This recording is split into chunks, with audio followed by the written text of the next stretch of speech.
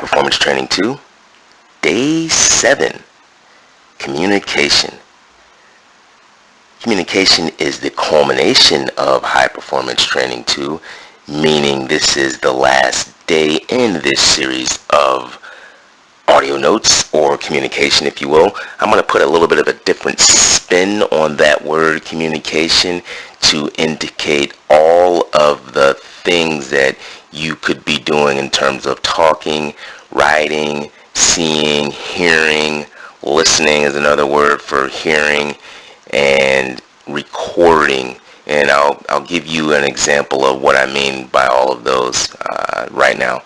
When you're talking to your athletes or your peers or your teammates or your coaches, there is a certain way that you can be talking to them. Let's say it's your coach and you're communicating with your coach. Your coach, depending on how that person is and depending on how you are, meaning your personality and their personality, they may or may not be your favorite person, and vice versa. They may not be your favorite coach. However, if you're on that person's team, it is to your benefit to try to understand that person the best way that you can so that you can have the highest performance of training as possible. So how do you do that? What are some of the obstacles that you may need to overcome? Number one, it may be you, right? You've got to get out of your own way. If your goal is to do X, Y, and Z in this type of program with this type of coach, then you've got to communicate with that coach and say, these are some of the things that I would like to do, and how can we work together so that I can get there? Number one, you're opening up to that coach, and I get it. It's difficult sometimes to do that, especially if you're learning how to be assertive. However, if your goals are A, B, and C, and your coach can actually help you get there, they may or may not know what your goals are, number one, because you maybe have never actually explained them to them. Everyone's goal is to get better, and coaches' goals as their job description is to help people actually do that. But specifically sitting down with your coach, talking to this person and explaining, this is what I would like to do, and this is the process, and what do you think about that process, and what are some other things that you think I need to work on? Huge. That, maybe if that person doesn't even like you, or maybe that person likes you and now you have an even stronger bond. Nonetheless, liking or not liking is irrelevant, and this is the reason why. Their job is to help you get better, and if they see you reaching out to them, 9 times out of 10 they're going to reach back. Now, if that does not happen, you still should feel good about what you've done. You've reached out to that person and you've let them know what your goals are. And then, in another 3 or 4 weeks, then you do it again. And then another 3 or 4 weeks, then you do it again. The idea is so that you can build a dynamic relationship with your coach through communication. Another part of that communication is, so that was an oral communication with your coach, and I'll get to your peers and your athletes and your friends here in a second. Another part of that communication is, how you actually communicate those goals with the pen or with the pad or with tracking and monitoring. In other words, you're going to write these things down.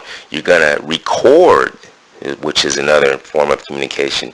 You're going to record all of the things that you discuss with your coach on a pen, with a pen and paper. And nowadays, a lot of people use, computers, and that's fine too. The idea, though, is that it's communicated and you're reviewing it. The athlete themselves, you should be reviewing that every day. And some people say, or go as far as to say, you can rewrite your goals each day. Either one of them is going to be effective. Reviewing your goals each day, going over them, every 3 or 4 weeks, once a month with your coach, those are going to help you. If you want to write your goal every single day too, I can't see how that would hurt you. The idea, though, is the communication, with your coach verbally, the communication with yourself, which is going to be visually, and you're also going to be writing it down, which is like a kinesthetic sense when you do things and there's like some type of feeling, like a feeling of touch. When you put pen to paper, there's a feeling of touch that's going on. Nonetheless, that is another way to communicate. So you're actually going to be reviewing that on a daily basis so that it's in your head.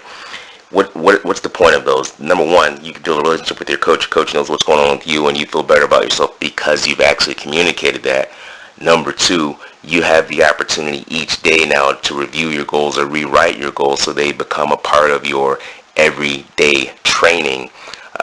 And number 3, you start to have what's called momentum and or the domino effect, where one thing leads into the next thing, leads into the next thing. Now, I'm going to take a short break here and just go negatively, if you will.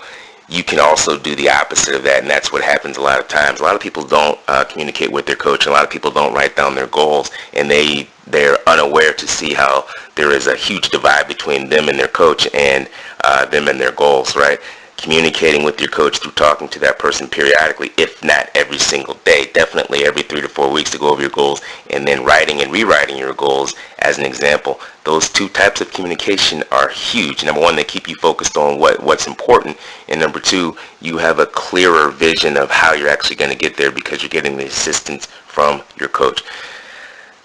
Athletes, peers, and friends. What's the communication point, and why is that important? The idea that your teammates, athletes, and friends can help you get what you need if you let them know what your goals are. Now, a friend is someone completely different than maybe someone on your team. However, your friends normally are there to help you.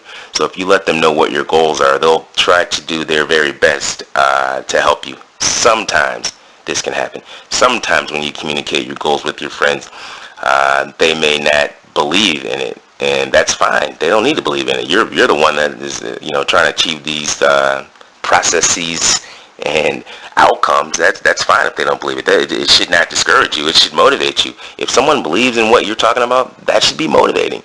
If someone does not believe in what you're talking about, that should be motivating too. Now you can go out and prove that person wrong.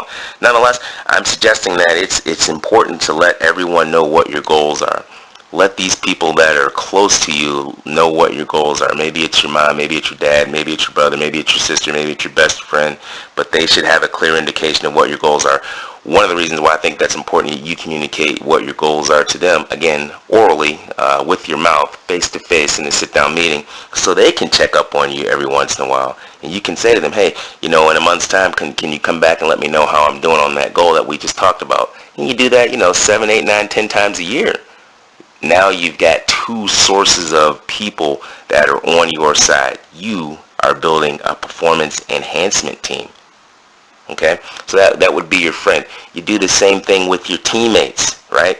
You find someone on your team that maybe will listen to you, and you reciprocate. They tell you what their goals are, and you tell them what your goals are. Again, you guys are building brick by brick a foundation that's going to help you be successful.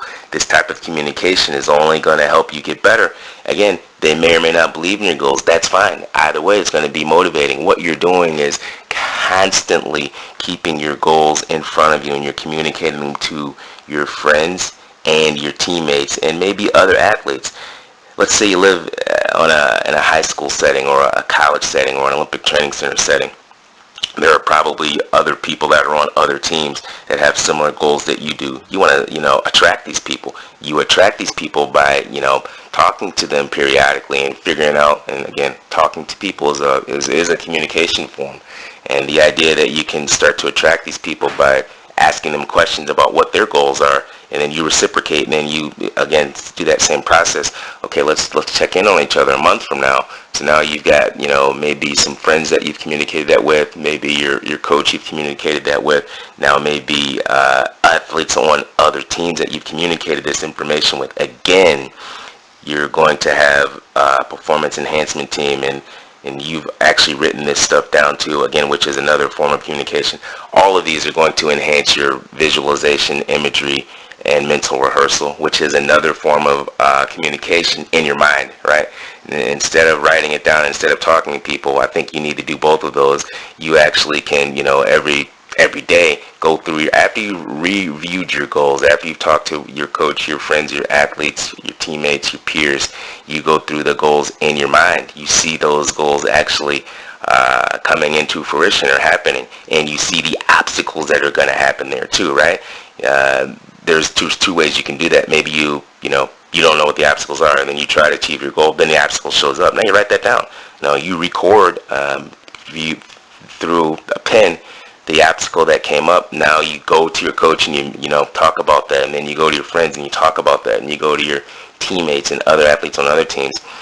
Now the vision can become more clear because you know what the obstacles are. Now when you sit down and kind of mentally rehearse how you're going to achieve this goal, you throw that obstacle in there, and then over time, let's say if you do this over the course of the year, you'll have all sorts of obstacles that come up. Now you have a clear picture of how those obstacles are going to be and how you're going to overcome them. Again, you're talking to your coach, you're talking to your athletes, you're talking to your teammates, and you're talking to your friends and maybe your peers.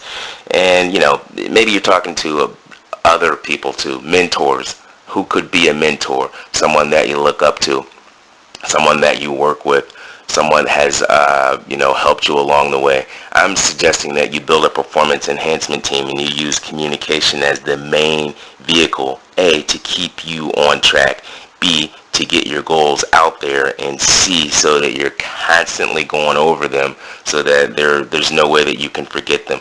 I suggest that if you have goals in mind and you're communicating with your teammates, peers, coaches, athletes, and friends, now your focus shifts to, trying to go through the process of actually achieving those goals, getting those goals, and seeing in your mind how those goals can actually happen. If you do this on a consistent basis, again, communication is the main vehicle. You're going to have to be the one, and you are the reason why your success happens, by the way, which is a whole nother discussion, and it's open for debate with some people. But a lot of people think that things happen for no apparent reason. I believe things happen for a reason. I believe if you open up your mouth and you decide that this is what you're going to do, you are closer to those things actually happening versus them not happening. Where if you sit there and you just dream about them, which is a form of mental rehearsal, I guess, without the action and the process and the communication with your coaches, athletes, and friends, I think it's a lot harder for them to happen. However, if you're consistently working on your goals with your coach, with your athletes, with your friends, people are checking up on you, and you're writing them down consistently, you're reviewing them consistently, and there's action behind everything that's going on. That's probably key. Action, making sure you get done. Consistency and persistency, though, those are other forms of action where you're actually going to follow through. I suggest that communication is a big part of what's going on, because how you communicate with the people that are going to help you achieve your goals is important. If no one knows what's going on, it's harder for you to actually achieve things. Sometimes maybe you just need someone to talk to, period, like your coach. Or your friends, or maybe it's your mom, maybe it's your dad. Sometimes you just gotta open up and let people know what's going on.